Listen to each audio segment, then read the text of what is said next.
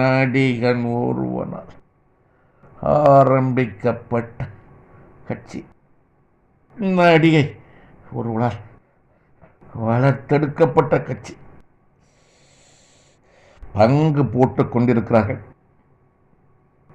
அவன் அரசியல் ஆதாயம் அடைந்தவன், அரசியல் லாபம் அடைந்தவன் அவன் பங்கு போட்டுக் கொண்டிருக்கிறான்.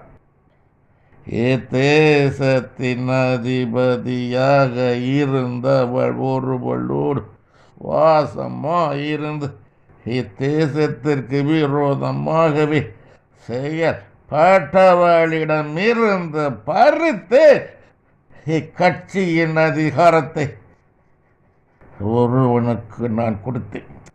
எடப்பாடி பழனிசாமி என்னும் நாமம் கொண்ட ஒருவனுக்கு அதிமுக என்னும் கட்சியின் அதிகாரத்தை கொடுத்து